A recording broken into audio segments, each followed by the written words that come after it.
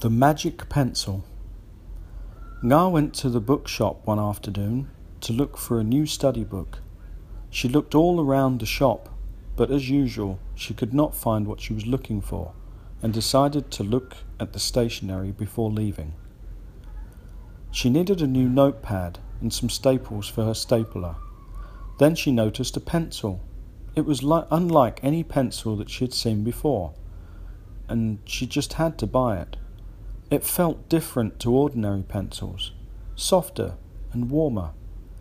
Nga left the shop and put her purchases into her bag. When she arrived home, she took out the pencil and notepad and started to write a poem.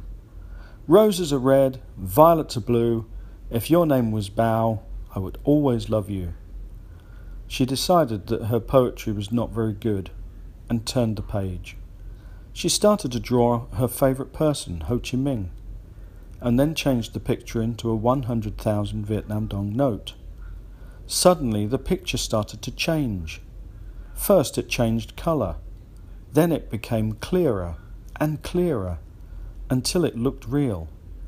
Nga looked closer, and it had become real. "Oh my," she said loudly. She picked up the note and turned it over. It was real. She drew another note, this time of 500,000 Vietnam dong, and it also became real. "I'm rich," she screamed excitedly. "Rich!" Then she sat down on her bed and started to think of all the things she could do.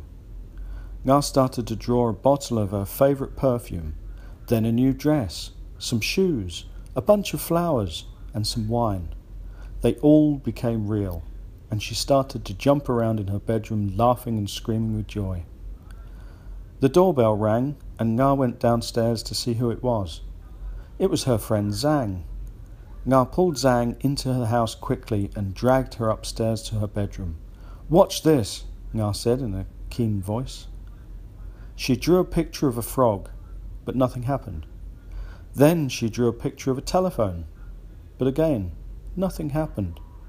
She explained to Zhang what had happened, but Zhang just raised her eyebrow and said, "Dien, you're crazy." Zhang started to leave.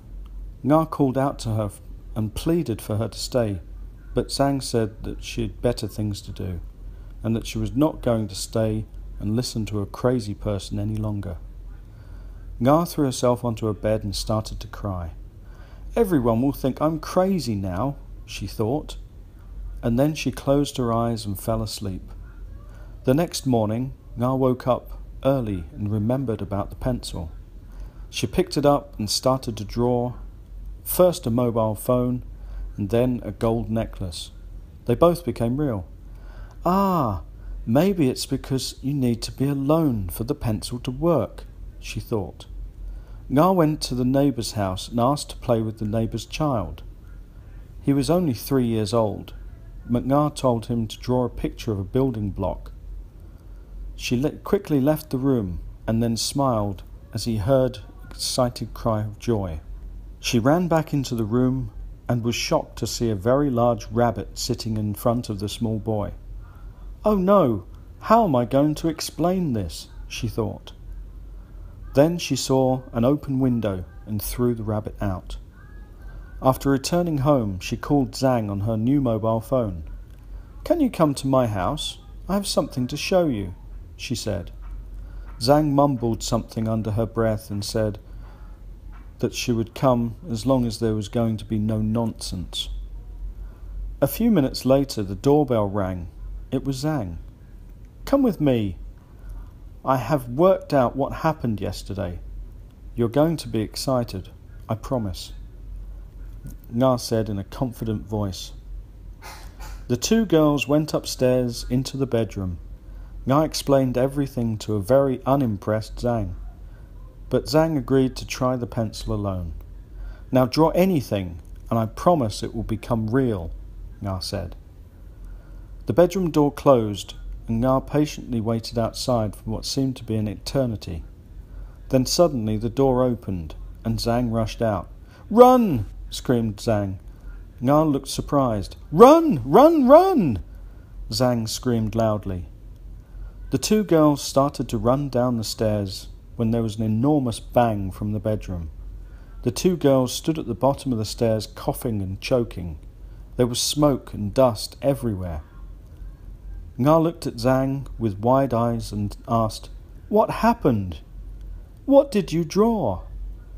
Zhang looked perturbed and replied, "Well, I thought you were crazy.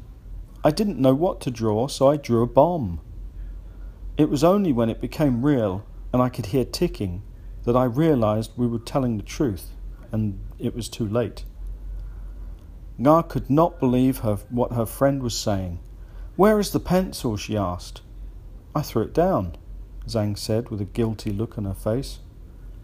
Nga sighed, and she realized that all of her new things were in her bedroom, and the pencil was gone forever. She sat down and covered her eyes. "How am I going to explain this to my family?" she said quietly. Nga never spoke to Zhang again after that day, but she still sees her sometimes. It's strange, but Zhang now has a new car and lots of expensive things. Nga knows that Zhang must have kept the pencil, but who would ever believe her? The end. Thanks for listening. Join me next time.